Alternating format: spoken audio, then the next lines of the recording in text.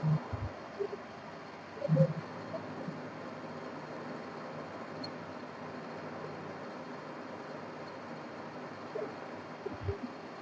Everyone, एक बार फिर से आप सभी का स्वागत है हमारे यूट्यूब चैनल टारगेट 475 प्लस पर।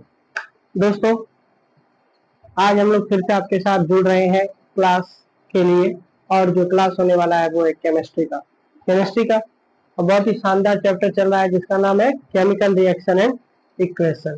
ठीक, और बात करें और भी सब्जेक्ट की तो हमारा चल ही रहा है, जैसे कि फिजिक्स भी चल रहा है, साथ साथ में संस्कृत भी शुरू हो चुका है, और भी हम सब्जेक्ट को लेकर सोच रहे हैं कि हम उसको कब, उसका टाइमिंग क्या करें या फिर उसको कब कैसे किया जाए। ठीक है, फिलहाल हम लोग जो जिस चीज से जुड़े हैं उस चीज के बारे में बात करते हैं। और अब तो मैट्रिक का रिजल्ट भी आ गया, बहुत बच्चे खुश होंगे अपने रिजल्ट से, और जहां तक हमको पता है कि सब तो बहुत खुश होंगे। 492 नंबर इस बार टॉपर आया है, बहुत अच्छी बात है, आना भी चाहिए। चलिए, कोई बात नहीं है, आप भी मेहनत करिएगा, आपका भी कभी ना कभी। देखिए, टॉपर होना जरूरी नहीं है, नॉलेज होना ज्यादा जरूरी है। ठीक है, तो नॉलेज के पीछे भागिए, वही जो रणछोड़ दास चांचर थे 3 इडियट में, कि सक्सेस के पीछे मत भागो, नॉलेज के पीछे भागो। ठीक है, तो नॉलेज के पीछे भागिए। ठीक है, तो आज का क्लास हम लोग शुरू करते हैं जिसका नाम है केमिकल रिएक्शन एंड इक्वेशन। ठीक, केमिकल रिएक्शन एंड इक्वेशन, इस समय हमने क्या क्या देख लिया था, पहले हम लोग इसके बारे में बात करते हैं। टाइम तो पता ही होगा, 10 बजे। कितना बजे? 10 बजे। ठीक है, चलो बात करते हैं इसके बारे में, chemical equation and equation. Chemical reaction and equation यानी रासायनिक अभिक्रिया एवं समीकरण। रासायनिक अभिक्रिया एवं समीकरण। ठीक है दोस्तों, रासायनिक अभिक्रिया एवं समीकरण, जिसमें हम लोगों ने क्या क्या पढ़ा, पहले तो इसके बारे में बात कर लेते हैं। हम लोगों ने क्या क्या पढ़ा है, याद होगा आपको क्या क्या पढ़ा है। सबसे पहले क्या पढ़ा था हम लोगों ने? रासायनिक समीकरण, रासायनिक अभिक्रिया। अभी तो वही पढ़ा है क्या? अभी तो सिर्फ रासायनिक अभिक्रिया ही पढ़ी है, जिसको इतने अच्छे ढंग से 3 लेक्चर में हमने खत्म किया है। कितने लेक्चर में? 3 लेक्चर में। पहले लेक्चर में क्या था, बात कर लेते हैं। पहले लेक्चर में क्या था? पहले लेक्चर में था रासायनिक अभिक्रिया क्या होती है। ठीक है, हमने रासायनिक अभिक्रिया बताई थी क्या होती है। देखो क्या होती है, बताए थे कि रासायनिक अभिक्रिया वह होती है जिसमें रासायनिक परिवर्तन होता है। पहला गुण क्या बताया था? रासायनिक अभिक्रिया वह होती है जिसमें रासायनिक परिवर्तन होता है। रासायनिक परिवर्तन क्या होता है? देखो, परिवर्तन भी 2 तरह के होते हैं। परिवर्तन जो है तुम्हारा वो 2 तरह का होता है। पहला परिवर्तन होता है भौतिक परिवर्तन, और दूसरा परिवर्तन होता है रासायनिक परिवर्तन। ठीक है, भौतिक परिवर्तन क्या होता है? भौतिक परिवर्तन क्या होता है? जिसमें कि हम फिर से पदार्थ को प्राप्त कर सके, पुनः प्राप्त हो सके, पुनः प्राप्त हो सके।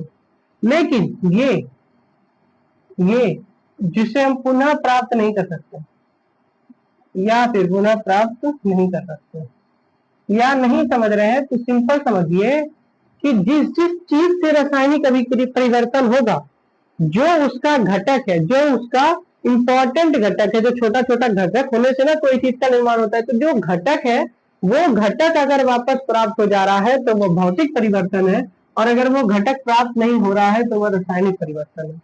समझ गए? चलिए, भौतिक और रासायनिक तो समझ में आता है। जैसे रासायनिक परिवर्तन में तो बहुत सारा उदाहरण दिए थे। अब जैसे पुनः प्राप्त हो जाए, बर्फ का पिघलना, बर्फ गलत लिख दिए, बर्फ का पिघलना, बर्फ का पिघलना। किसको पता नहीं है कि बर्फ का पिघलना भौतिक परिवर्तन है? सबको पता होना चाहिए। क्यों? क्योंकि बर्फ क्या है? बर्फ एक सॉलिड, जल का सॉलिड फॉर्म क्या होता है? बर्फ होता है। और जल को जब हम बहुत ज्यादा ठंडा करेंगे तो वो सॉलिड बन जाएगा। लेकिन वही जब हम बर्फ को गर्म करेंगे तो वो जल बन जाएगा। यानी हम जल से बर्फ भी बना सकते हैं और बर्फ से जल भी बना सकते हैं। यानी एक दूसरे को हम इसमें बना सकते हैं। इसमें हमें क्या, अगर जल से बर्फ बनाए तो जल प्राप्त नहीं होगा? होगा ना। तो इसका मतलब ये कैसा परिवर्तन है, ये भौतिक परिवर्तन है, क्योंकि हम इसमें पुनः प्राप्त कर सकते हैं उसके घटक को। लेकिन अगर दूध फट जाए, अगर दूध फट जाए तो क्या बताओ, दूध फटने से जो पानी अलग हो जाएगा, दूध अलग हो जाएगा, तो क्या तुम उसको फिर से दूध बना दोगे? दूध से दही बन जाए, क्या बन जाए? दूध से दही बन जाए, तो क्या तुम दही से दूध बना लोगे? या दूध दूध से दही तो बना दिए, तो क्या दही से दूध बना दोगे? नहीं। तो ये कैसा परिवर्तन है? रासायनिक परिवर्तन है, और रासायनिक परिवर्तन ही रासायनिक अभिक्रिया है। ये चीज हमने बताई थी आपको, ठीक। रासायनिक परिवर्तन ही रासायनिक अभिक्रिया है। दूसरी चीज क्या बताई थी? दूसरी चीज क्या बताई थी कि रासायनिक अभिक्रिया में भाग लेने वाले पदार्थ को अभिकारक और प्राप्त पदार्थ को उत्पाद कहते हैं। क्या कहते हैं? उत्पाद, ठीक है। भाग लेने वाला पदार्थ जो होता है अभिकारक, और प्राप्त पदार्थ को उत्पाद। अगर इंग्लिश में बोलेंगे तो इसको रिएक्टेंट, रिएक्टेंट, और इसको प्रोडक्ट, क्या कहेंगे? प्रोडक्ट, ठीक। उसके बाद क्या बोले थे कि अभिकारक का गुण, गुण किसका?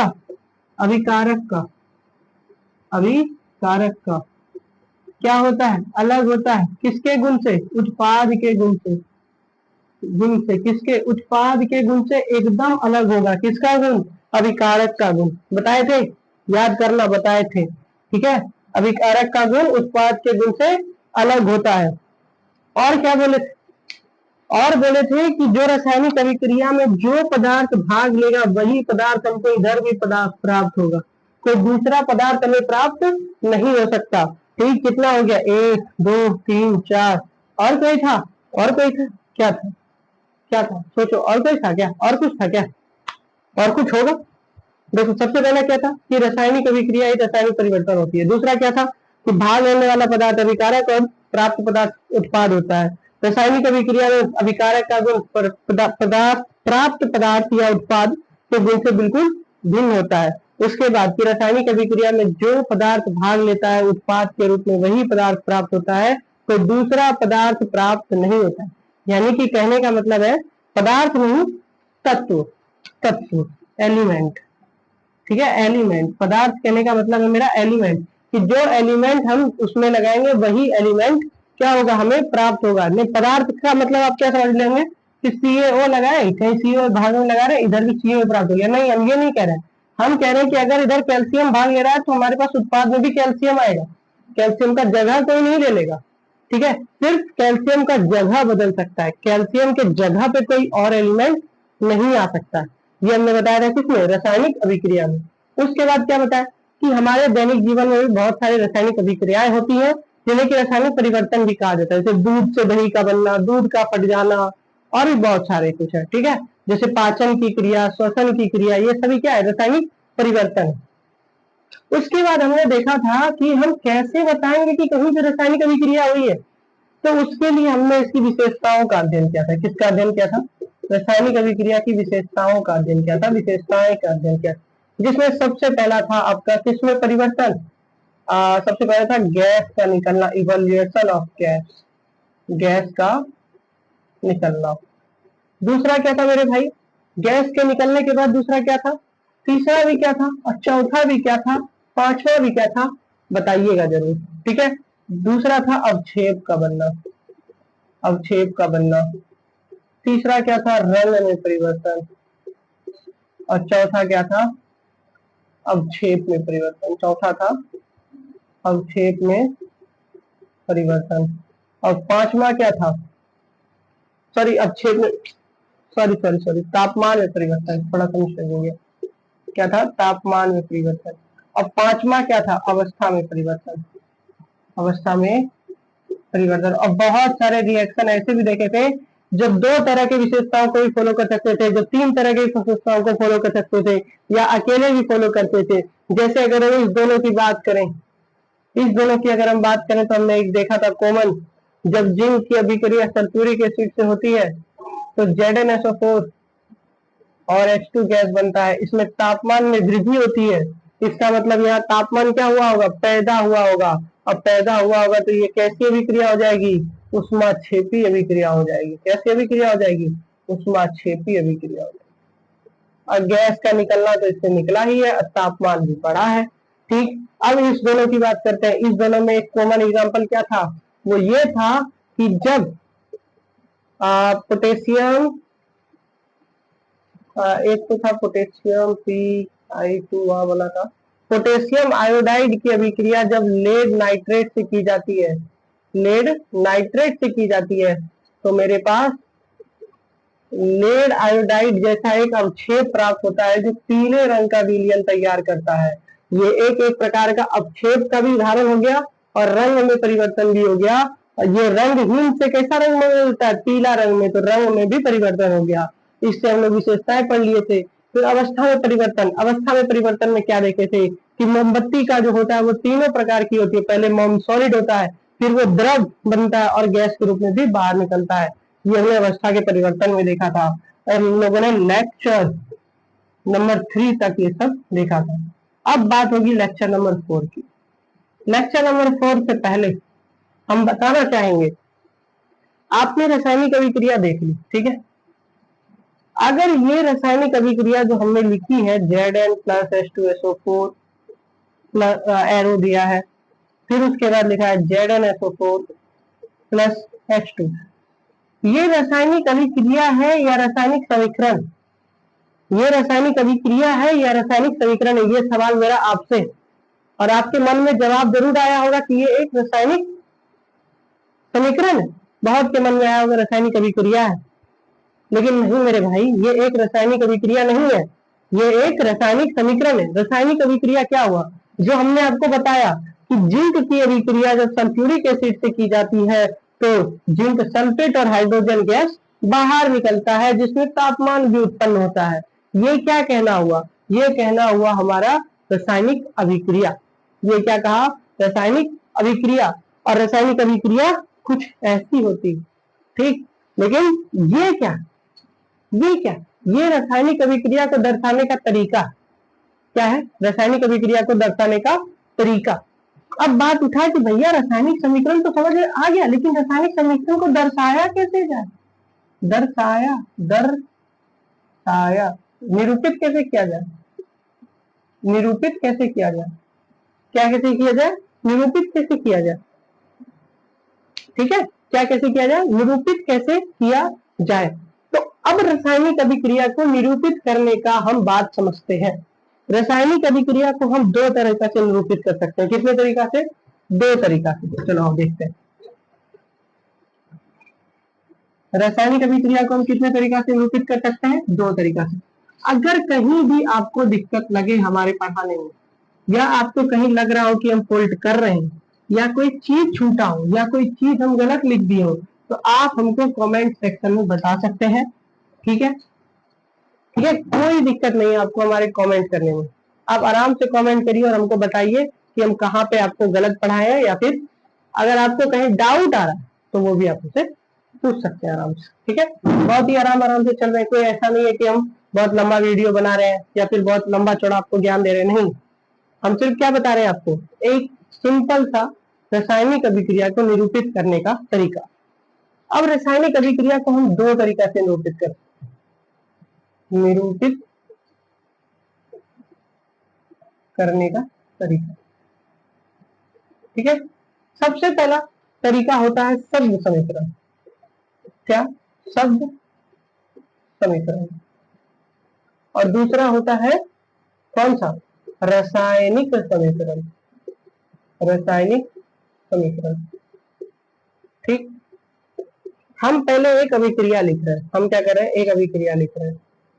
देखो ये वाली अभिक्रिया तो सबको याद ही हो गई होगी कि जब हाइड्रोजन जिंक का अभिक्रिया उससे कराया जाए तो ये होता है, ठीक है। लेकिन एक और अभिक्रिया हमने बताई थी, याद करो वो कौन सी अभिक्रिया थी, ये थी कि जब बिना बुझा हुआ चूना को जल के साथ अभिक्रिया कराई जाती है तो बुझा हुआ चूना बनता है। चलो हम उसी का प्रयोग करते हैं, बिना बुझा हुआ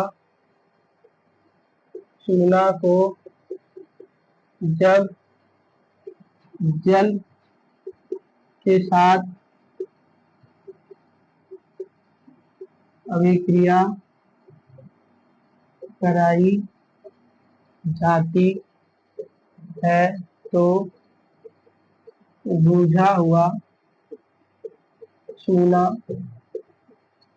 ठंडा है। ठीक है, ये हो गया अभिक्रिया। ये क्या हो गई, ये कोई एक सिंपल सी अभिक्रिया हो गई जिसमें ये बताया जा रहा है कि जब बिना बुझा हुआ चूना को बुझा हुआ चूना के साथ अभिक्रिया कराया जाता है तो उसे कहते हैं हम लोग बुझा हुआ चूना।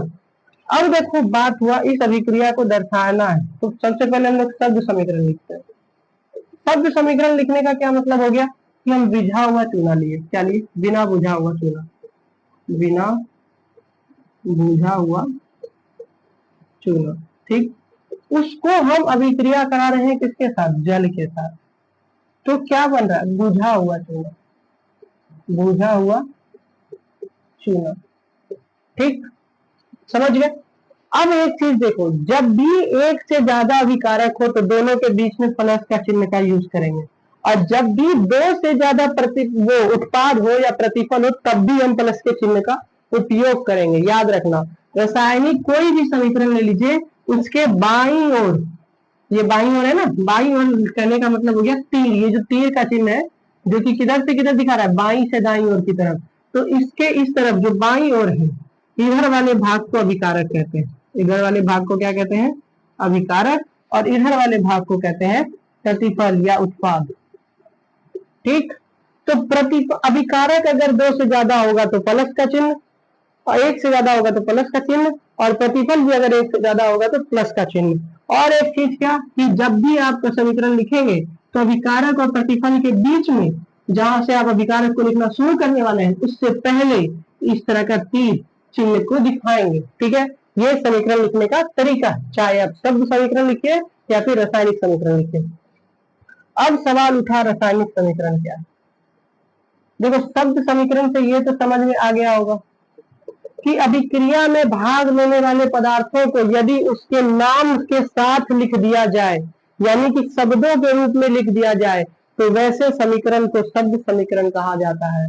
शब्द समीकरण किसे कहा जाता है कि जब रासायनिक अभिक्रिया में भाग लेने वाले पदार्थ, क्या क्या ले रहा था भाग, बिना बुझा हुआ चूना और जल को उसके नाम या फिर शब्द में, उसके नाम या फिर शब्द में लिख दिया जाता है, तो वैसे समीकरण को क्या कहा जाता है, शब्द समीकरण कहा जाता है। ठीक, समझ गए। हम अभिकारक प्रतिफल भी आप जोड़ सकते हैं। हम क्या कह रहे हैं कि भाग लेने वाले पदार्थ या फिर प्रतिफल में प्राप्त पदार्थ को उसके शब्दों या फिर उसके नाम के साथ बिना बुझा हुआ चूना, ठीक, लिख दिया जाता है तो उसे हम क्या कहते हैं, शब्द समीकरण कहते हैं। लेकिन ये कुछ पहले आया अभिक्रिया, ये अभिक्रिया लोग लिखता था, बहुत मेहनत लग रहा था, अरे भाई इतना लंबा कौन लिखेगा, अभी तक तो इंसान शॉर्टकट खोजते हुए आ रहा है, तो इसको बहुत बड़ा था। बोला नहीं अब ऐसे लिखते हैं, बोला इससे पता चल जाएगा कि हाँ बिना बुझा हुआ चूना जल से विक्रिया कर रहा है, बुझा हुआ चूना बन रहा है। बोला अभी भी बहुत बड़ा, अब फॉर्मूला बनाओ। अब क्या बनाओ, फॉर्मूला बनाओ। बोला ठीक है बनाते हैं। तो बिना बुझा हुआ चूना का क्या होता है फॉर्मूला, CaO। जल का क्या होता है, H2O। क्या बनाता है, बुझा हुआ चूना। ये है रासायनिक समीकरण। ये क्या कहलाता है, रासायनिक समीकरण कहलाता है। क्यों, क्योंकि हम इसके नाम, इसके सिंबल का यूज किए, नाम का यूज नहीं किए हैं। बिना बुझा हुआ चूना का नाम नहीं है CaO, नाम इसका कैल्शियम ऑक्साइड है। ये CaO इसका सिंबल है, इसका सूत्र है, इसका फॉर्मूला है, समझे।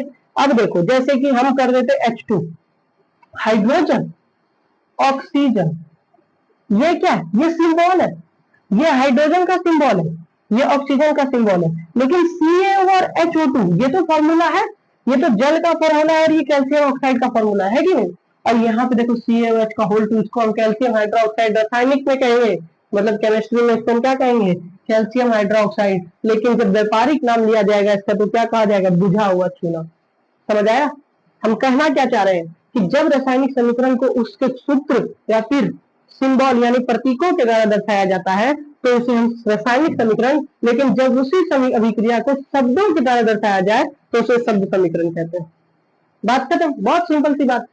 रासायनिक अभिक्रिया को कितने तरीकों से दर्शा सकते हैं, 2 तरीकों से। सबसे पहली चीज कि जब हम शब्द समीकरण लिखते हैं तो उसमें शब्द का प्रयोग करते हैं, और जब रासायनिक समीकरण लिखते हैं तो उसमें हम जो भाग लेने वाले पदार्थ है उसके सिंबल या फिर सूत्र का प्रयोग करते हैं, उसे हम लोग क्या कहते हैं, रासायनिक समीकरण कहते हैं। अब बात उठी इसके डेफिनेशन की, कैसे लिखना।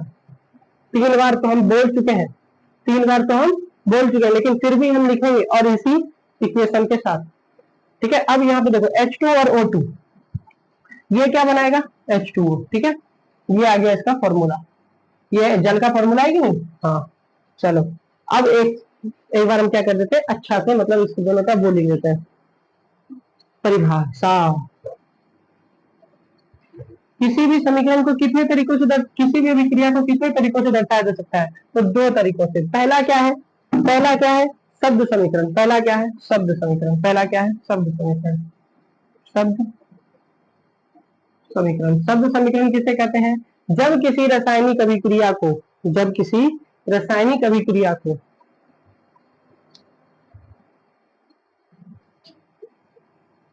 जब किसी रासायनिक अभिक्रिया को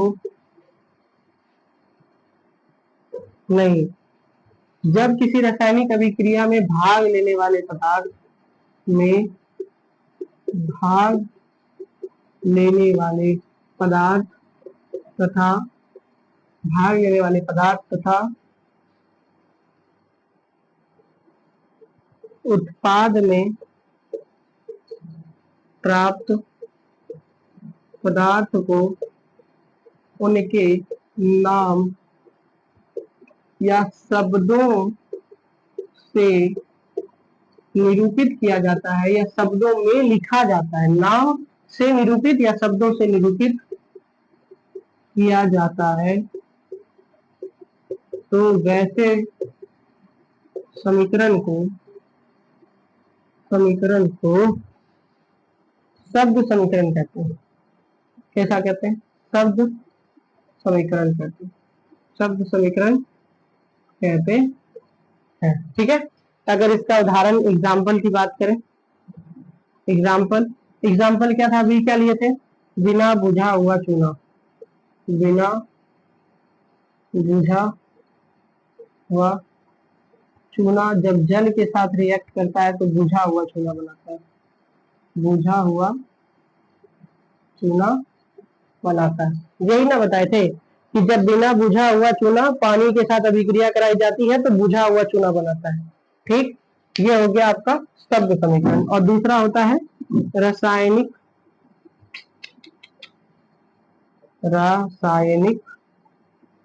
समीकरण।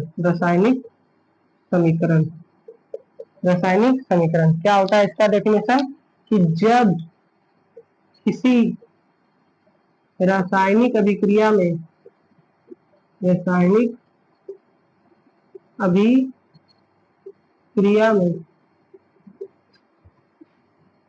भाग लेने वाले पदार्थ तथा उत्पाद में प्राप्त पदार्थ को उनके सूत्र या प्रतीकों के द्वारा निरूपित किया जाता है, तो उसे क्या कहते हैं, तो उसे रासायनिक समीकरण कहते हैं। क्या कहते हैं, रासायनिक समीकरण कहते हैं। ठीक है, इसको अगर उदाहरण के द्वारा समझना है तो कोई बड़ी बात नहीं है। क्या हो गया उदाहरण देखो, बिना बुझा हुआ चूना CaO, जल H2O, दिखा दिए CaOH का होल 2। ठीक है, अब एक चीज समझना, अब जो मेन बात समझनी है वो ये है कि आपने ये तो दिखा दिया कि समीकरण क्या होता है, मतलब रासायनिक अभिक्रिया को निरूपित करने का तरीका, रासायनिक अभिक्रिया को, ठीक है, तो निरूपित करने का तरीका। चलो भाई समझ गए रासायनिक अभिक्रिया को कैसे निरूपित किया जाता है, बोलिएगा हाँ समझ गए।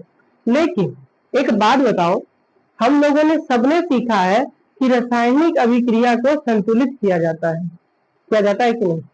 इसको कहा जाता है कि रासायनिक समीकरण के दो प्रकार होते हैं, एक संतुलित रासायनिक समीकरण और दूसरा असंतुलित रासायनिक समीकरण। लेकिन हम इसे प्रकार के रूप में नहीं समझेंगे, हम इसे किसी और रूप में ही समझने वाले हैं। एक चीज याद रखिएगा, द्रव्यमान संरक्षण का नियम। द्रव्यमान संरक्षण का नियम जो आपने क्लास 9 में पढ़ा होगा, उसमें बताया होगा कि पदार्थ का ना तो निर्माण किया जा सकता है और ना ही उसे नष्ट किया जा सकता है। यानी पदार्थ जो भी पदार्थ होता है उसके पास द्रव्यमान तो होता ही है, होता है कि नहीं होता है? वो तो स्वाभाविक गुण है कि किसी भी पदार्थ के पास अपना कुछ ना कुछ द्रव्यमान यानी मास होगा ही। ठीक है, तो वही बात यहाँ कही गई, वही बात यहाँ कही गई कि चाहे आप अभिकारक में कोई भी पदार्थ लें, अभिकारक में या फिर प्रतिफल यानी उत्पाद में, लेकिन दोनों तरफ का द्रव्यमान एक जैसा यानी इक्वल होना चाहिए। रासायनिक समीकरण के लिए क्या बात कही गई कि अभिकारक में भाग लेने वाले पदार्थ या परमाणु या तत्व या फिर अणु का जो भार होगा वो प्रतिफल के रूप में जो मेरे पास प्राप्त होगा उसके द्रव्यमान के बराबर होना चाहिए। समझ आया? समझ आया क्या कहना चाह रहे हैं? नहीं आया समझ में तो एक लाइन लिख रहे हैं, देखो लाइन, लाइन देखो यहीं पे लिख रहा है छोटा सा। हमको पता है बोलने से ज्यादा अच्छा है लिखना। अभिकारक में, अभिकारक का जो मास होगा, जो मास होगा वो प्रतिफल के मास के बराबर होना चाहिए, बस हो गया। अब बात का मास कैसे निकालेंगे? इसी के लिए तो हम बेसिक चला रहे थे मेरे भाई, इसी के लिए ना हम बोले थे कि कैल्शियम तक का एटॉमिक वेट लिखाए थे कि नहीं याद नहीं है, लेकिन आज बताएंगे, आज पहले वही बताएंगे, क्योंकि अगर हमको एटॉमिक वेट पता नहीं रहेगा तो हम इक्वेशन को संतुलित तो कर सकते हैं लेकिन हमको समझ में कुछ नहीं आएगा। क्योंकि अगर संतुलित तो हम आम तरीका से भी बता सकते हैं, लेकिन हम पहले चल रहे हैं अभी एटॉमिक पर, एटम से रिलेटेड कुछ बातें एटॉमिक वेट पर चल रहे हैं, जिसको कि कहा जाता है परमाणु का द्रव्यमान या आणविक द्रव्यमान। अब कैसे किसी परमाणु का द्रव्यमान कैलकुलेट किया जाता है, अगर आप 9 से पढ़े हैं तो अच्छी बात है, लेकिन 5 मिनट थोड़ा ध्यान से देखिएगा, ठीक है? और हम ये कहेंगे कि आप इसको याद जरूर कर लीजिएगा, ये काम आता है। ऐसे तो हम आपको शुरू के केमिस्ट्री क्लास में ही कहेंगे कि आप पीरियोडिक टेबल जो होता है hydrogen H, helium H, lithium H, ये याद कर लीजिएगा, कहे थे कि नहीं? और 30 तक का तो हम खुद भी दिखाए थे आपको। चलो आओ देखते हैं, इधर हम लिख रहे हैं एलिमेंट का नाम, ठीक है, जिसको कि कहा जाता है तत्व, और इधर लिख रहे हैं उसका एटॉमिक नंबर। देखो सब चीज बताया जा रहा है, सुनो। एटॉमिक नंबर को हम जेड से निरूपित करते हैं, इसका मतलब होता है परमाणु संख्या, और एटॉमिक नंबर जेड जो होता है वो किसी न्यूट्रल एटम, सुनना बात ध्यान से, अब बात हम फालतू बात नहीं कर रहे हैं, सुनो ध्यान से क्या बोल रहे हैं। न्यूट्रल एटम, न्यूट्रल एटम कोई नहीं बताएगा, सुनो। न्यूट्रल एटम मतलब होता है उदासीन परमाणु। क्या होता है? उदासीन परमाणु, जिसके पास की चार्ज ना हो, क्या ना हो? चार्ज ना हो, चार्ज ना हो। चार्ज मतलब आयन, चार्ज मतलब आयन, ठीक है, वो ना हो, उसके पास इलेक्ट्रॉन की संख्या, परमाणु की संख्या और एटॉमिक नंबर तीनों बराबर होती है। क्या बराबर होती है? इलेक्ट्रॉन की संख्या, परमाणु की संख्या और परमाणु संख्या और प्रोटॉन की संख्या तीनों की तीनों बराबर होती है। यानी और इलेक्ट्रॉन कहाँ होता है? बाहरी कक्षा में, और प्रोटॉन कहाँ होता है? बीच में। ठीक है भाई, तो परमाणु संख्या किसके बराबर होगी? प्रोटॉन की संख्या के और इलेक्ट्रॉन की संख्या के बराबर होगी किसी न्यूट्रल एटम में। न्यूट्रल एटम कहने का मतलब कि जिसके पास चार्ज ना हो, ठीक है। चलो इसके बाद हम देखने वाले हैं यहाँ पे atomic weight. Atomic weight, atomic weight को ए से सूचित किया जाता है, किससे? ए से। इसका मतलब होता है परमाणु द्रव्यमान, परमाणु द्रव्यमान। और एक चीज, एटॉमिक वेट का फॉर्मूला भी याद रखना, वो होता है P प्लस एन। P होता है प्रोटॉन की संख्या और N होता है न्यूट्रॉन की संख्या। P होता है प्रोटॉन की संख्या और N होता है न्यूट्रॉन की संख्या, यानी A बराबर P प्लस एन। वो भी लिख देते हैं, देखो यहाँ लिख देते हैं A बराबर P plus N. N neutron की संख्या, P प्रोटॉन की संख्या, A एटॉमिक वेट, ठीक है। याद रखना न्यूट्रल एटम में E, P, Z तीनों बराबर होता है। न्यूट्रल एटम, ये जरूरी है याद रखना, न्यूट्रल एटम, ठीक है, याद रखिए। चलो अब बता रहे हैं, और एक चीज कर ही लेते हैं ना, रुको। प्रोटॉन की संख्या क्या हो जाएगी, number of proton, number of proton, number of neutron, number of neutron, number of electron. चलो ना, इसको भी बता ही देना, तुम्हारे लिए अच्छा ही होने वाला है, कुछ बेकार नहीं होने वाला है, ठीक है। तुम्हारे लिए अच्छा है कि तुम इस चीज का जवाब दो, तुम्हारे लिए अच्छा है कि तुम इस चीज का आराम से जवाब दो। हम हर एक एटम के लिए लेके चल रहे हैं, हर एक एटम नहीं, सिर्फ 20 से 30 तक जाएंगे, ठीक है। सबसे पहला होता है हाइड्रोजन, सबसे पहला होता है हाइड्रोजन H, परमाणु संख्या 1। एटॉमिक वेट इसका होता है, अगर जाओगे तो 1.008, लेकिन हम इसको लगभग में 1 मानने वाले हैं। क्या मानने वाले हैं, 1 मान के चलने वाले हैं, ठीक है। याद रखना क्या रखने वाले हैं, 1, ठीक। उधर रुक जाओ।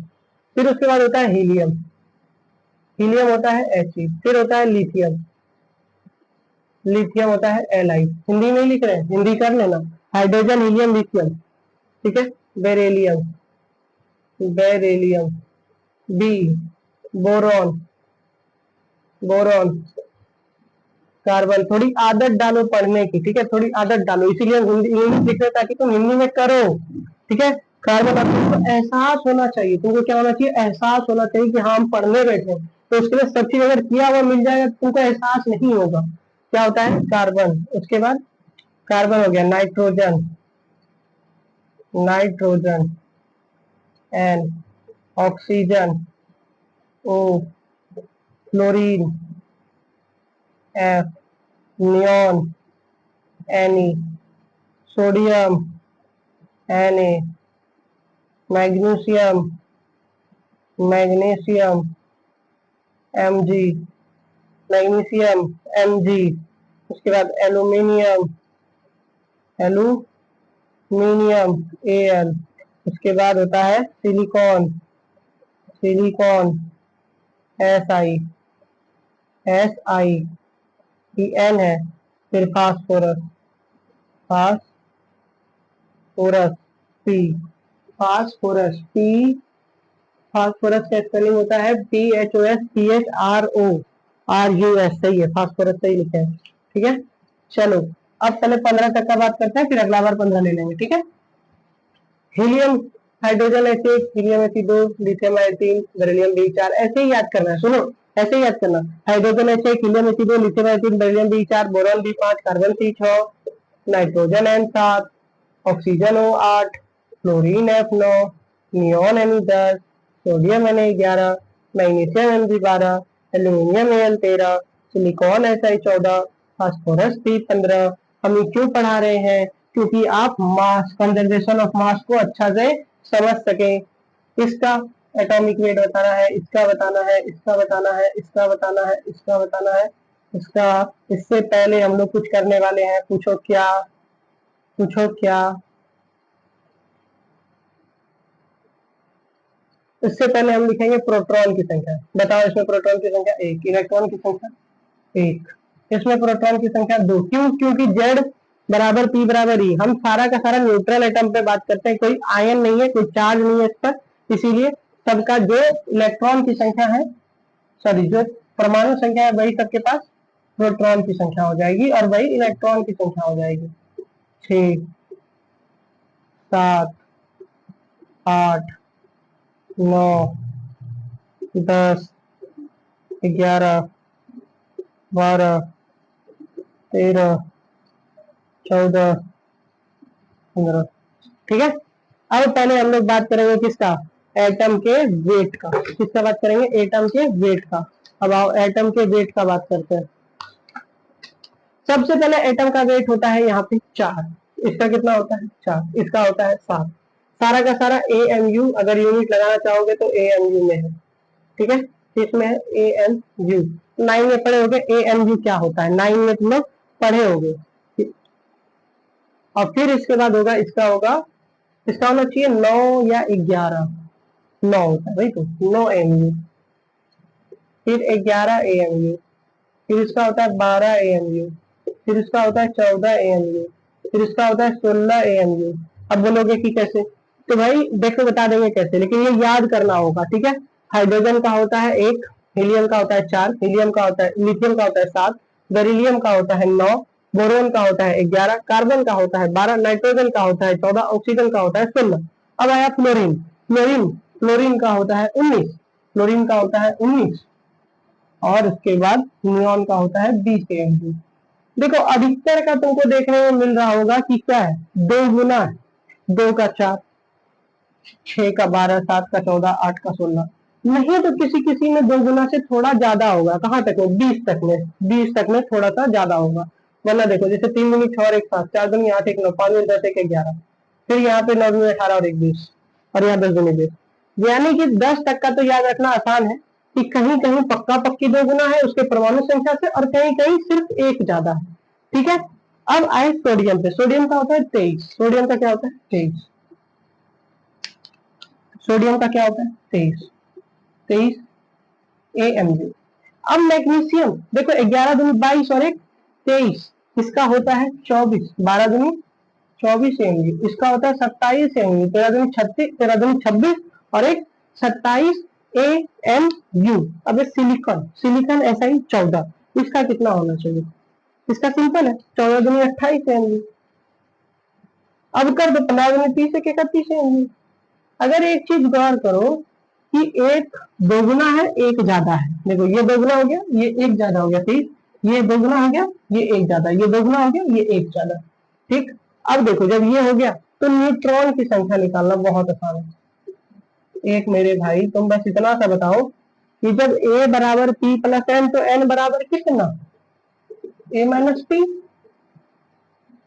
N बराबर A माइनस P, तो A बराबर N माइनस P। तो देखो 1 में 1 गया 0, 4 में 2 गया 2, 7 में 3 गया 4, 9 में 4 गया 5, 11 में 5 गया 6, 12 में 6 गया 6, 14 में 7 गया 7, 16 में 8 गया 8, 19 में 9 गया 10, 20 में 10 गया 10, 23 में 11 गया, कितना बच गया? 23 में 11 जाएगा तो 23 में 10 गया 13 और 1 12, और यहाँ पे 24 में 12 गया तो 12, यहाँ पे 27 में 12 13 गया तो 13 26 और 1 14, और यहाँ पे 28 में 14 गया तो 14, और यहाँ पे 31 में 15 गया तो 16। बस हो गया, ये सारे के सारे न्यूट्रॉन की संख्या हो गया। न्यूट्रॉन का संख्या हम कैसे निकाले?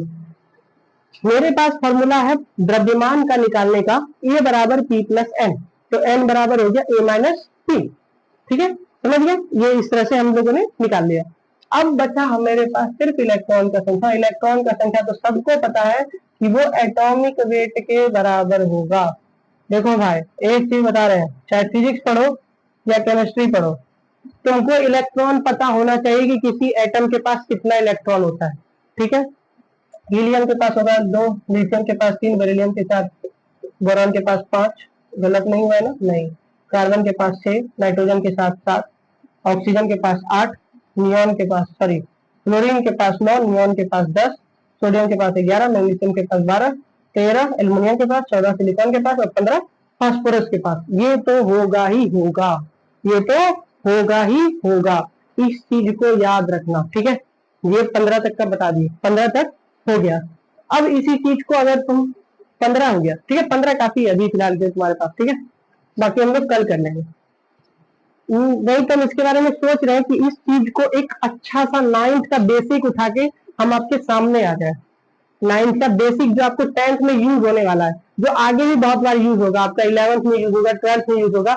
अगर आप मे भी मेरा वो वाला लेक्चर देख लेंगे तो आपको ना 11th में दिक्कत होगा ना 12th में दिक्कत होगा, क्योंकि हम आप बेसिक बेसिक चीजों को बताएंगे, ठीक है। और ना 10th, मेन फोकस तो 10th पर है, तो 10th नहीं होगा, ठीक है। चलो अब हम लोग पढ़ रहे थे क्या, ये चीज एक बार स्क्रीनशॉट लेना हो तो ले लीजिए, ठीक है। अब हम लोग क्या पढ़ रहे हैं? हम लोग पढ़ रहे हैं रासायनिक समीकरण। क्या पढ़ रहे हैं? रासायनिक समीकरण। देखो देखो देखो, रुक जाओ रुक जाओ रुक जाओ, 1 मिनट रुक जाओ मेरे भाई बस। रासायनिक समीकरण को संतुलित करने, कहते हैं रासायनिक समीकरण 2 प्रकार के होते हैं, संतुलित और असंतुलित। हमको बोलना ही नहीं, हम डायरेक्ट जानते हैं कोई भी जो समीकरण अभी तुम लिखे थे H2 plus O2 arrow H2O, ठीक, ठीक है, H2O2 H2, H का परमाणु द्रव्यमान हम यहाँ कितना देखें ये बताओ? सिर्फ H का एक देखें, यहाँ पे तो 2 H है, H2 तो कितना हो जाएगा? देखो 1 का 1 तो 2 का 2, 3 का 3, 4 का 4, 5 का 5, 6 का 6, 7 का 7, 8 का 8, 9 का 9, 10 का 10, यहाँ डायरेक्ट है, H एक है, यहाँ दो है, दो हो गया। अब यहाँ पे ऑक्सीजन देखो, एक ऑक्सीजन का कितना होता है 8, एक ऑक्सीजन का कितना होता है 8 नहीं 16, कितना 16, और 2 ऑक्सीजन का कितना हो जाएगा 16 दूनी 32, 16 दूनी 32। अब देखो जो मेन चीज बता रहे हैं, देखो यहाँ पर तो दोनों अलग अलग, लेकिन यहाँ दोनों सटा हुआ है H2O। अब इसका कैसे निकालोगे, सेम 2 हाइड्रोजन का तुम अभी निकाले कितना 2, और एक ऑक्सीजन का कितना 16, दोनों को जोड़ दो, वही हो गया, वही हो गया इस फॉर्मूला का जिसको कि कंपाउंड कहा जाता है, इस कंपाउंड का एटॉमिक वेट। ठीक है, क्या हो गया molecular weight, sorry atomic weight नहीं, मॉलिक्यूलर वेट। क्यों, क्योंकि ये एक कंपाउंड है, ये एक मॉलिक्यूल है, क्योंकि इसमें 2 से ज्यादा या फिर 1 से ज्यादा क्या है एटम्स है या एलिमेंट है। ठीक है, तो ये क्या है एक मॉलिक्यूल भी है, तो ये एक मॉलिक्यूल है, तो इसके वेट को हम लोग कहते हैं मॉलिक्यूलर वेट। कौन सा वेट, मॉलिक्यूलर वेट, जिसको कहा जाता है अंतराण्विक आणविक द्रव्यमान, आणविक द्रव्यमान। ठीक है, अब देखो तो जैसे जरूरी था, क्यों था बता रहे हैं। अब यहाँ पर 32 और 2 34, और यहाँ पे 18, नाइंसाफी नहीं है, घोर नाइंसाफी है कि नहीं, है ना। तो इसी वजह से समीकरण को संतुलित किया जाता है, और कहीं कहीं क्या होता है संतुलित ही रहता है, कहीं कहीं क्या होता है संतुलित ही रहता है। जैसे ये वाला Zn को H2SO4 से जब रिएक्ट कराते हैं तो क्या बनता है ZnSO4 प्लस H2। अब इसका निकालो, Zn 30 नहीं बताए थे, नहीं बताए थे ना, लेकिन हम फिर से बता देते हैं, शायद इसका 60 होना चाहिए, एक मिनट में बता रहे हैं। Zn 65.39 होता है, 65.39। ठीक है, यहाँ तो सबका पता होगा, यहाँ तो सबका पता है, सल्फर का 32 होता है, लो बता दिए। हाइड्रोजन 2 है 2, सल्फर 1 है 16, ठीक है सॉरी 31, नहीं 32 सॉरी। ऑक्सीजन यहाँ पे 4 है, 1 का 16, 4 का 64, जोड़ दो सबको जोड़ो, 35.39 है ये, जोड़ो 32 2 34, 64 में जोड़ दो, 32 2 34, 34 34 34 34, 64 और 4 हो गया 68, और 68 और 30 हो गया 98, 98 में जोड़ दो 65, 98 में जोड़ दो 65.39, 39 का 39 इधर हो गया, और ये हो गया 8 5 13 और 1 10 16, 106, क्या हो गया 106। ठीक है, अब इधर करो, Zn का कितना होता है 65.39, फिर वही है, ये देखो इसका हो गया 32, इसका हो गया 64, और इसका हो गया 2, सेम आ गया ना। तो यहाँ पे दोनों का वेट बराबर है, इस इक्वेशन में Zn वाले में, इसमें दोनों तरफ का वेट यानी रिएक्टेंट का वेट, अभिकारक का वेट और प्रोडक्ट का वेट क्या है बराबर। तो इस तरह के इक्वेशंस को कहा जाता है बैलेंस्ड इक्वेशन। कौन सा इक्वेशन, बैलेंस्ड इक्वेशन यानी संतुलित समीकरण। कौन सा समीकरण, संतुलित समीकरण। कौन सा समीकरण कहा जाता है भाई, संतुलित समीकरण कहा जाता है। ठीक, ये जो इक्वेशन है ये, इसे कहा जाता है असंतुलित समीकरण। क्यों, क्योंकि इधर दोनों तरफ का द्रव्यमान बराबर नहीं है, दोनों तरफ का द्रव्यमान बराबर नहीं है, बस इसीलिए इसी वजह से समीकरण को 2 भाग में बांटा गया, क्योंकि कोई समीकरण संतुलित हो सकता है और कोई समीकरण संतुलित नहीं हो सकता है। इसीलिए कहा जाता है कि समीकरण 2 तरह के होते हैं, एक होता है संतुलित समीकरण और दूसरा होता है असंतुलित समीकरण। और द्रव्यमान संरक्षण के नियम को पालन कराने के लिए सारा का सारा समीकरण संतुलित होना चाहिए। क्या होना चाहिए, संतुलित होना चाहिए। इसीलिए असंतुलित समीकरण को भी संतुलित किया जाता है, असंतुलित समीकरण को भी क्या किया जाता है, संतुलित किया जाता है। किस मेथड से, कहते हैं कि अगर सिंपल इक्वेशन है तो उसे हम लोग हीट एंड ट्रायल मेथड से कर सकते हैं। अब देखो हीट एंड ट्रायल मेथड क्या, बड़ा इजी तरीका से बताते हैं। देखो यहाँ पे 18, यहाँ पे 34, यहाँ पे 18, यहाँ पे 34, देखो यहाँ ये देखो H2O2 H2O। तुमको तो पहली बात यहाँ पे समझ में आ जाना चाहिए कि द्रव्यमान संरक्षण नियम के अनुसार ना तो पदार्थ का निर्माण होता है और ना ही पदार्थ का ह्रास होता है, ना ही पदार्थ का निर्माण होता है और ना ही पदार्थ का ह्रास होता है यानी नष्ट होता है। लेकिन इधर देखो अभिकारक में 2 ऑक्सीजन है, लेकिन यहाँ 1 ऑक्सीजन है। 1 ऑक्सीजन कहाँ गया? इसी वजह से ये समीकरण क्या है? असंतुलित है। लेकिन तुम यहाँ देखो, एक Zn, एक Zn, एक SO4, एक SO4, एक H2, एक H2, है कि नहीं? तो यहाँ सारा का सारा सिर्फ जगह बदला है, लेकिन एटम कहीं भी गायब नहीं हुआ। ना तो कोई एटम बढ़ा है, बढ़ तो सकता ही नहीं है, सिर्फ घट ही सकता है। जैसे कि यहाँ घट गया ना। हाँ, अब ये जो घट गया बढ़ता है, ऐसा नहीं बढ़ता है, ठीक है, बढ़ता है, ठीक है, बढ़ता भी है, लेकिन अभी तुम लोगों में नहीं है वो चीज। तो यहाँ देखना है कि क्या, कि यहाँ पे H2O बना, यहाँ पे ऑक्सीजन क्या होगी? गायब होगी। तो गायब क्यों नहीं हुई? नष्ट हो गई मेरे भाई। क्या ऐसा हो सकता है? नहीं।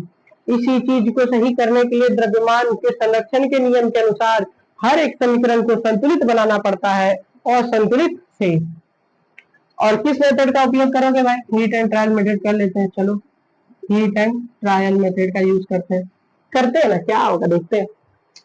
देखो, एक दो इक्वेशन में ऐसा करना, बाकी अपने मन में करने की कोशिश करना। ये नहीं कि हम जैसा बता रहे हैं वैसा ही हर जगह करना, नहीं, ठीक है। अब देखो हम क्या करेंगे, सबसे पहले हम लिखेंगे हाइड्रोजन। रिएक्टेंट में इसके पास 2 है, ऑक्सीजन के पास भी अभिकारक में 2। लेकिन जब हम इसमें जाते हैं प्रोडक्ट में या फिर प्रतिफल में, तो यहाँ पे हाइड्रोजन 2 है लेकिन ऑक्सीजन 1। अब इसको 2 बनाना जरूरी है क्योंकि मेरे पास ऑक्सीजन 2 है। तो हम क्या करते हैं, 1 में 2 से गुना कर देते हैं, 2 बन जाता है। लेकिन तुम 1 में 2 कहां से गुना करोगे? यहाँ पे नहीं, ऐसा नहीं कर सकते हो, ये गलत है, ये गलत है। यहाँ पे लिखा हुआ परमाणु होता है। यहाँ पे अगर किसी एटम के नीचे में कुछ लिखा हुआ है तो वो परमाणु लिखा हुआ है। यहाँ पे H2 लिखा हुआ है, इसका मतलब ये है कि ये H2 परमाणु है। ये H एटम के 2 परमाणु लिए गए हैं, ठीक है। लेकिन वही H के आगे अगर एक, यहाँ कुछ नहीं है तो क्या है? 1 है। तो H के आगे जो 1 लिखा हुआ है, ये कह रहा है कि हाइड्रोजन का एक अणु लिया गया है। क्या लिया गया है? एक अणु लिया गया है। हाइड्रोजन का क्या लिया गया है? एक अणु लिया गया है। तो तुम यहाँ जो गुना कर रहे हो ना मेरे बाबू, यहाँ तुम अणु से गुना कर रहे हो। किससे गुना कर रहे हो? एक प्रकार से अणु से गुना कर रहे हो। और जब भी तुम लोगे, ये नहीं कि भाई 2.5 कर देते ना, हो गया, नहीं, 2 लो, 3 लो, 4 लो, 5 लो, 6 लो, 2.5 मत लो, ठीक है। मतलब समझिए डेसिमल वैल्यू नहीं लेनी है।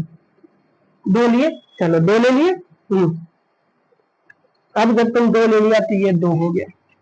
लेकिन हमने क्या बोला, हम यहाँ नहीं लिखेंगे। कहाँ लिखेंगे? इस जगह पर लिखेंगे अणु के रूप में, तो यहाँ लिखेंगे। अब यहाँ लिखेंगे ये तो H2 के साथ भी तो गुना हो गया, H2 के साथ भी तो गुना हो गया। और जब ये H2 के साथ गुना हो गया तो ये कितना हो गया? 4 हो गया। अब हाइड्रोजन का परमाणु मेरे पास कितना है? 4, और ऑक्सीजन का परमाणु 2। अब यार दिक्कत हो गई, एक तो करने में दूसरा बिगड़ गया। बोले कोई बात नहीं, इतनी जल्दी हिम्मत नहीं छोड़ेंगे, इतनी जल्दी हिम्मत नहीं छोड़ेंगे। हमने बोला ठीक है नहीं छोड़ो, हमने बोला ठीक है नहीं छोड़ो। अब इस 4 को हम लोग करते हैं, अब इस 4 को चलना है, अब इस 4 को, ठीक है। हम इसको क्या कर रहे हैं, अब हमको इस 4 को सही करना है। हम इतना जल्दी हिम्मत नहीं छोड़ने वाले, हम इस 4 को भी संतुलित करके ही रहेंगे। अब इस 4 को संतुलित करना है। अब देखो इस 4 को संतुलित करना है। हमने बोला इधर बढ़ गया, इधर घट गया, इधर ही गुना कर देते हैं। इधर तो हमको करने में कोई दिक्कत नहीं है ना। इधर अगर हम हाइड्रोजन के साथ गुना करेंगे, इसका यहाँ पे 1 परमाणु है, ये अणु है, हम इसका 2 अणु ले लेते हैं, ये 4 हो जाएगा। ये कितना परमाणु बन जाएगा? 4 परमाणु बन जाएगा। और हमको हाइड्रोजन का कितना चाहिए? 4 परमाणु। और ऑक्सीजन मेरे पास यहाँ 2 परमाणु है, और यहाँ ना लगा के जब हम यहाँ लगाए तो इसका मतलब क्या हो गया? ऑक्सीजन मेरे पास कितना हो गया? 2 हो गया। ऑक्सीजन कितना हो गया? 2 हो गया। तो इसका मतलब क्या हो गया? अच्छा देखो, अगर तुमको लग रहा है ये हम अणु बताए हैं, मतलब बताए ही है, तो यहाँ पे ऑक्सीजन का 2 अणु। अब यहाँ पे ऑक्सीजन का कितना अणु? यहाँ पे तुम्हारे मन में आना चाहिए 1 अणु, ठीक है। लेकिन यहाँ देखो तुम, ये 2 गुना 1, 2, यानी ऑक्सीजन का 2। यहाँ भी देखो ऑक्सीजन 2, यहाँ देखो 2 गुना 2 4, यहाँ देखो ऑक्सीजन 2 गुना 2 4। समझ आया कैसे करना है? एक नहीं, बार बार करो तब समझ में आएगा, एक से नहीं आएगा, ठीक है। अब देखो जब यहाँ पे हम लोग इस तरह से किए कि H के आगे 2 तो हाइड्रोजन हो गया इधर 4, इधर भी हो गया 4, फिर ऑक्सीजन के साथ किए तो इधर 2, इधर भी 2। समझ में आया? हीट एंड ट्रांसमिशन से कैसे चलना है, अभी एक से नहीं और समझते हैं। पहले एक बार वो देखो, शॉर्ट व्यू से देखो, शॉर्ट व्यू से, ठीक है। पहले आप बात को समझो। हम सबसे पहले आपको बीच में क्या बताएं, परमाणु द्रव्यमान, याद रखना, याद कर लेना, हम कहेंगे याद कर लेना, ठीक। उसके बाद जब केमिकल रिएक्शन में बताया तो केमिकल रिएक्शन को संतुलित रखने के लिए ही असंतुलित को संतुलित किया जाता है, क्योंकि द्रव्यमान के संरक्षण का नियम का फॉलो होना जरूरी है। ठीक है भाई, होना जरूरी है। सबसे पहला एग्जांपल में हम लोग लिए थे Zn+H2SO4। यहाँ पे देखिए कि भाई Zn SO4 प्लस H2 बन रहा है। ये इक्वेशन संतुलित, क्योंकि इसमें ना किसी एटम की वृद्धि हुई है और ना किसी एटम की ह्रास हुई है। कोई नया एटम नहीं बनेगा, कोई नया आइटम नहीं बना है, ना ही कोई आइटम घटा है, ठीक। तो अब देखो, थोड़ा बड़ा लिखना चाहिए ना, हम लोग थोड़ा बड़ा लिखते हैं। Zn तो जब H2SO4 के साथ कराते हैं तो वो ZnSO4 प्लस H2 गैस बनाता है। अब दूसरा इक्वेशन, जो पहले बैलेंस इक्वेशन लिख रहे हैं, ठीक है। एक इक्वेशन होता है कि जब तुम HCl को सोडियम हाइड्रोक्साइड के साथ रिएक्ट कराएगा तो वो NaCl प्लस H2O बनाएगा। अब देखो, क्या ये इक्वेशन बैलेंस्ड है? थोड़ा ध्यान से देखना, यहाँ पे Na1 Cl1 पहले इक्वेशन से ही करो, अगर कोई बढ़ा तो जाना, ठीक है। H1 यहाँ पे 2 है, अरे मेरे भाई इधर भी तो H2 है, एक इधर और Cl1। क्या ये बैलेंस है? बोलेंगे हाँ है, क्योंकि इधर दोनों तरफ परमाणुओं की संख्या बराबर है, और दोनों तरफ जब परमाणुओं की संख्या बराबर है तो यानी दोनों तरफ द्रव्यमान भी बराबर है। संख्या पर नहीं, द्रव्यमान पर जाना है, और अगर संख्या बराबर हो गई तो द्रव्यमान बराबर हो गया, ठीक। अब तीसरा नंबर जो अभी तक हम लोग पढ़ रहे थे, CaO को जब जल के साथ कराया जाता है तो CaOH का होल 2 बनता है। क्या ये इक्वेशन बैलेंस्ड है? बताओ देख के। ऑक्सीजन 2, हाइड्रोजन 2, कैल्शियम 1, क्या ये बैलेंस्ड है? बोलोगे हाँ है, बात खत्म। देखो, ये OH का होल 2 का मतलब क्या हो गया, O भी 2 है और H भी 2 है, ठीक है। तो O2 1 2, हाइड्रोजन 2, कैल्शियम 1, बैलेंस हुआ? बोलोगे हाँ हो गया। तो ये 3 तो बैलेंस इक्वेशन हमने देख ली। अब जाएंगे हम लोग अनबैलेंस्ड इक्वेशन पर। ये बैलेंस्ड इक्वेशन यानी संतुलित समीकरण, बैलेंस्ड इक्वेशन, संतुलित समीकरण, संतुलित समीकरण।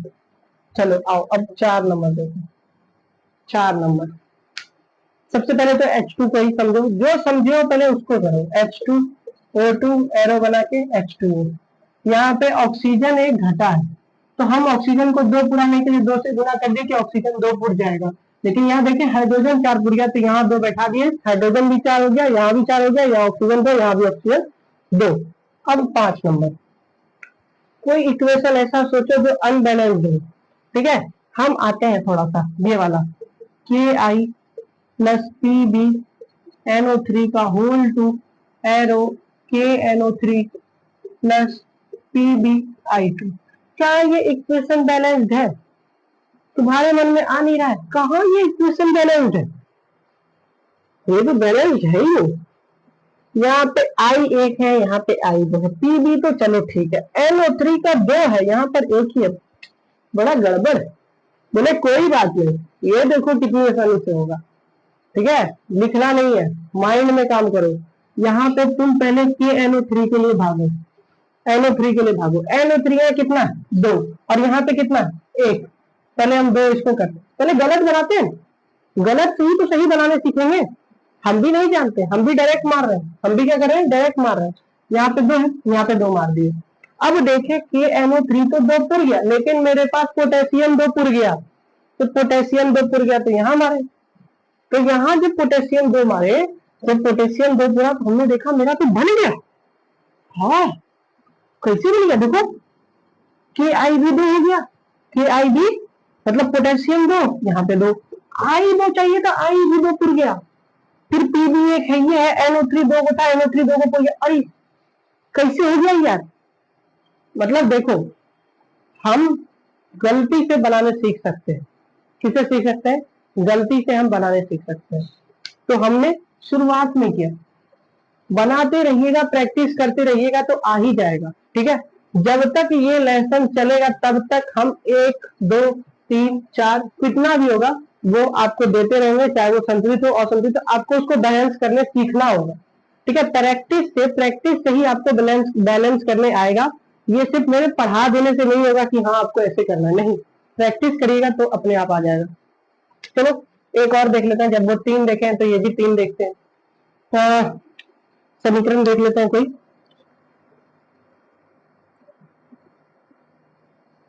चलो ना, एक ये वाला है ना, याद है वो कि सिल्वर नाइट्रेट को जब NaCl से रिएक्ट कराते थे तो सिल्वर क्लोराइड और सोडियम नाइट्रेट बनता था। पहले देखेंगे कि ये संतुलित है क्या। हमको लग रहा है कि ये संतुलित ही तो नहीं है। सिल्वर एक क्लोरीन एक सोडियम एक नाइट्रेट एक। चलो सॉरी, ये तो निकल गया तुम्हारा संतुलित। चलो ठीक है, और देखते हैं, और देखते हैं। ये वाला अच्छा है। CuSO4 को जब NaOH के साथ रिएक्ट कराएंगे तो यहाँ पे CuOH के साथ और NaSO4 के साथ बनाएगा। तो Na जब SO4 के साथ बनाएगा तो Na2SO4, और जब CuOH के साथ बनाएगा तो CuOH का होल 2 बनाएगा। ठीक है, अब इसको संतुलित करना है, इसको संतुलित कर लीजिएगा। इसको अब क्या करना है? संतुलित करना है। सबसे पहले किसके पीछे भागोगे? हम कहते हैं पहले सोडियम के पीछे भागो, उसके बाद सब हो जाएगा। सोडियम यहाँ पर 2 है, यहाँ पे मेरे पास 1 है, यहाँ हम कर दिए 2। अब देखो यहाँ पे सोडियम 2 पुर गया। हमको चाहिए हाइड्रोक्साइड 2 को, क्या पुर गया? कॉपर एगो है, SO4 एगो है, SO4 एगो है, हो गया सिंपल। सिर्फ 1 2 लगाने से यहाँ पर पुर गया। ठीक है, तो इस तरह से हमने ये वाला तो एक बैलेंस्ड इक्वेशन देख लिया है। इसको छोड़कर ये तीन क्या है? अनबैलेंस्ड इक्वेशन है,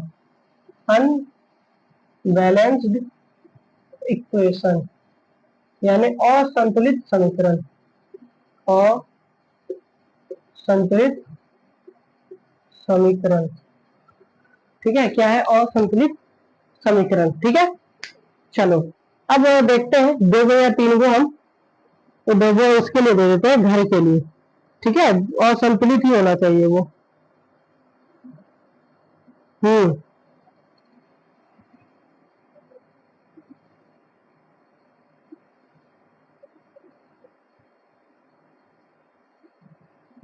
रुको, मिलना भी तो चाहिए, पता चले मिले ही ना, खोज के रखना पड़ता है ना, सोचे नहीं थे होमवर्क को लेकर।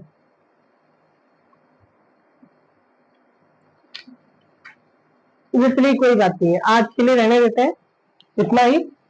कल आपको जो है होमवर्क के रूप में 10 संतुलित करने के लिए इक्वेशन मिलेगा। उसको आपको क्या करना है? संतुलित करना है। हीट एंड ट्रायल मेथड, सारा हीट एंड ट्रायल मेथड ही होता है। ठीक है, तो आज का लेक्चर आपको, हमको लगता है जैसा कि बहुत अच्छे तरीके से समझ में आया होगा। बहुत ही धीरे धीरे लेकर चल रहे हैं और बहुत ही अच्छे से लेकर चल रहे हैं। ठीक है, तो कोशिश है हमारी यही कि आपका कहीं भी टॉपिक छूटे ना और कोई पॉइंट छूटे ना। ठीक है, और अच्छे से आपको समझ में आए, जिसके लिए हम पूरी कोशिश करते हैं। आशा है आपको अच्छे से समझ में भी आ रहा होगा सब कुछ। ठीक है, आज जो पढ़े संतुलित समीकरण, मेन क्या था कि कैसे असंतुलित समीकरण को संतुलित किया जाता है। अब देखो यहाँ पे हमने 2 लगा दिया, क्या ये असंतुलित रहा? नहीं, ये भी अब संतुलित हो गया, ये भी अब क्या हो गया? संतुलित हो गया। ठीक है, पहले ये असंतुलित था लेकिन अब ये संतुलित। ठीक, चलो भाई ठीक है, आज के लिए बस इतना ही रहने देते हैं। नहीं अगर हो रहा है विश्वास तो देखो, इसमें बताए थे इसका क्या था 34 और इसका क्या था पहले 18 था। अब देखो ये 4 हो गया और ये 2, ये 4 का 4 और ये 2, 16 दूनी 32 नहीं। हाँ, तो यहाँ पर भी तो 2 बड़ा था, यहाँ पर भी तो 2 बड़ा था। ठीक है, तो ये था 4 और ये था 16 और ये भी है 4। ओहो, ये 4 और 32, दो ऑक्सीजन और ये भी 32, ये भी 36 और ये भी 36। हो गया ना इक्वेशन बैलेंस। मतलब वही बता रहे हैं कि किसी भी जो अनबैलेंस इक्वेशन है उसको संतुलित इसीलिए किया जाता है क्योंकि द्रव्यमान संरक्षण के नियम का फॉलो हो सके। ठीक है, चलो आज के लिए हम बस इतना ही रहने देते हैं और हम कहेंगे कि वो 15 तक का जो एटॉमिक वेट हमने बताया, न्यूट्रॉन की संख्या बताई है, तो फॉर्मूला एक फॉर्मूला मानिए A बराबर P plus N neutral atom के लिए, वो हमेशा याद रखेगा। ठीक है, चलिए आज के लिए बस इतना ही रहने देते हैं, मिलते हैं अगले वीडियो में आज ही फिजिक्स के लेक्चर में। चलिए ठीक है, जिसमें होने वाला है दर्पण सूत्र बहुत ही शानदार तरीके से, और उसी से हम F बराबर R/2 भी प्रूव करेंगे। आपको दो को याद रखने की जरूरत ही नहीं होगी, एक से दोनों हो जाएगा। ठीक है, चलो आज के लिए बस इतना ही रहते हैं, धन्यवाद आप सभी का।